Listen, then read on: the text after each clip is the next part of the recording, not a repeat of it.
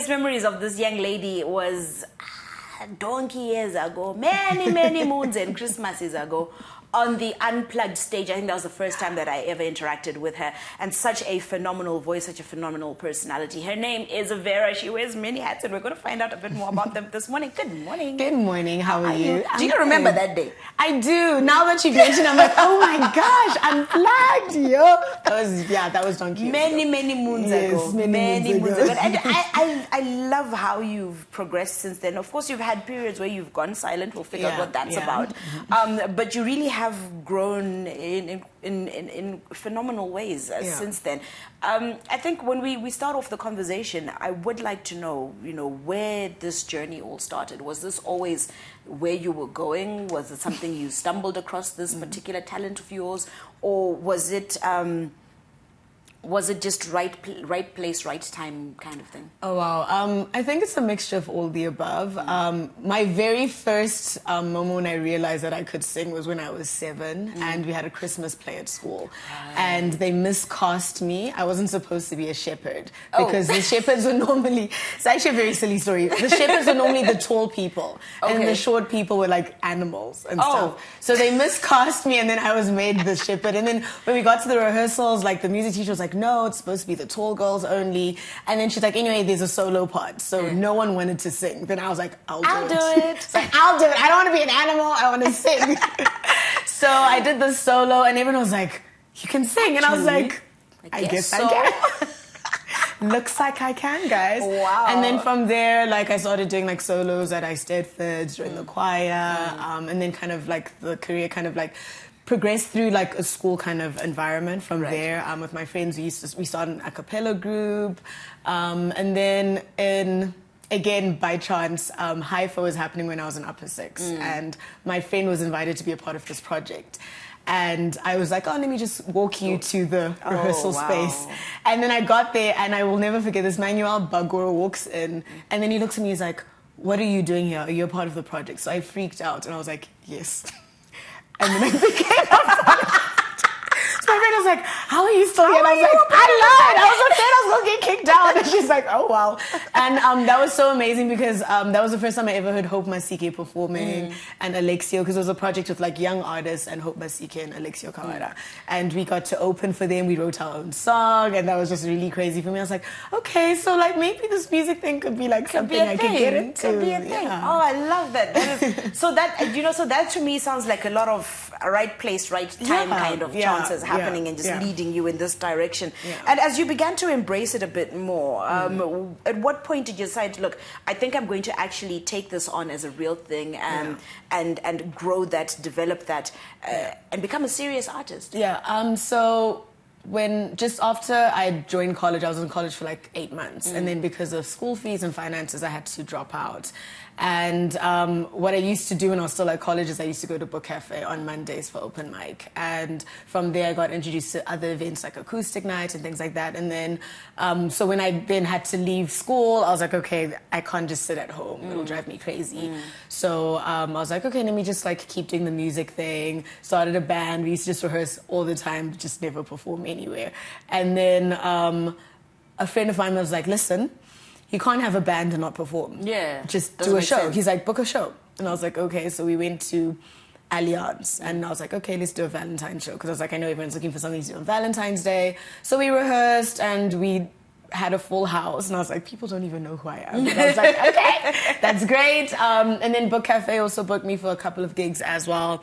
And then I started like applying for Haifa and things like that. And from there, it kind of just started like blossoming, and opportunities kind of started presenting themselves. Now, do you write your own work? Yes, I do. How did you find that side? Because, so from nativity plays, obviously, a singing material. That's already there. How did you discover the writing side of you? I always just used to write, and this was just out of anger or like frustration. So I had a diary, and then I got tired of like writing like, first person experiences. So I just used to write like random poetry. I don't really like to call it poetry because I think real poets would be like, what was this? So I just used to write a lot, and it was mostly me just like expressing myself. And then I got to a point where I was like, you know what? like, let's turn it into songs or into music. And then I just used to like just record myself singing things, and I'll just have like these multiple voice notes of like songs.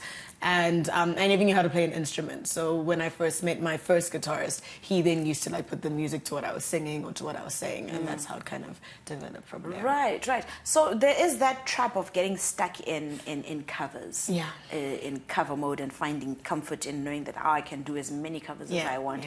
And it becomes so dangerous because a lot of artists then forget that they've got their own material. How did you then find balance between using covers to introduce your talent to people and then also then introducing them to your music as you go through your sets? So one thing I learned from my mentor was she always said to me, she's like, she actually said never perform covers, because she's like, people never know your own music. And I was like, well, I don't have enough of my own music. So what I used to do is I would mash up like my music with known music. So I'll start off with the known song, so everyone's like, okay, we know the song, and then I mash up into my own song, and people are like, oh, okay, that's an interesting twist that she did. That's nice, you know? Did she remix the song? No. Yeah, so, and like also doing it like vice versa. And then from there I started writing more. And then I just have a very strict rule that if I'm doing like festivals, I mostly do my original music. I'll do like 1 or 2 covers just so that the crowd gets like comfortable. And then the rest of the set is purely my own music. Especially if it's a very short set, then it's just purely all Vera, you don't have a choice. And then in other spaces where I perform, I then like mix it up, but it's like 75 local. And then the rest is like covers, just so people kind of like, you know, get comfortable. Okay, speaking of festivals, you were recently part of the Jacaranda Fest. How was that experience? That was amazing and really crazy, because I really didn't see that happening. So when I got the call and they're like, hi Vera, are you available to perform at Jacaranda? I was like as in perform? Have I made it in life? Call my mom, I was like, I'm doing Jacaranda! I made it! And the funny thing is, like, it's just the power of seeing something and thinking it and believing it. So at the beginning of the year, I was like, no, this year I want to take my career very seriously. And when the posters for Jacaranda, like just like the save the date posters started coming up, I was like, you know what?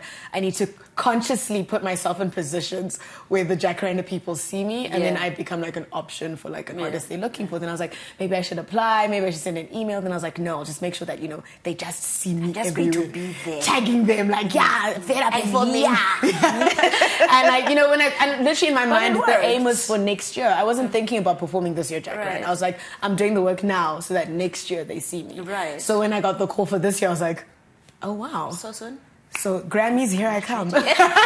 We speak it into existence. Yes. You know, for me, I think I want to know from an artist perspective, from a performing artist perspective at such a large platform, what was the standout moment for you? What was the standout experience for you throughout the entire festival, apart from the part when you were on stage?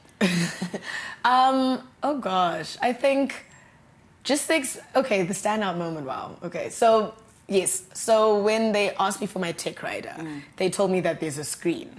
So in my mind, when I saw that, I was like, I don't know why they're telling me that there's a screen on stage. I was like, aren't they just going to put their own graphics? Then when I went for sound check, they're like, listen, you can put your own graphics on the screen.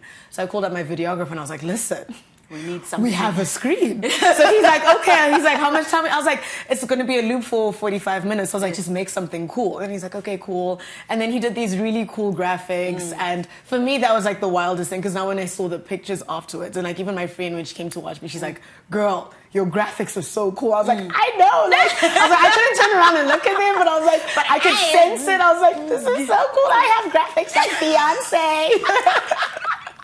So I think that was really my like standout moment. Like that was just like a wild kind of experience. Vera, thank you so much for sitting down with us. Unfortunately, we are out of time, but always a vibe sitting down with you. Now, of course, you will remember that Vera did perform for us. I think in the very beginning of Morning Rush. She was one of our very early performances on Friday. So if you do also want to look for that, you can go to our social media platforms and catch up with that. Just a very quick reminder that this morning our sit down was brought to you courtesy of Send Home. Who are Send Home? They are your easiest remittance service ever, letting you fuel the dreams and aspirations of your loved ones back home in Zimbabwe. If you are in South Africa, you can get access to them by downloading their app on the Play Store or the App Store, whichever it is that you use, and of course visiting them on www.sendhome.co.za, your ultimate option for easy access to hard currency in an instant.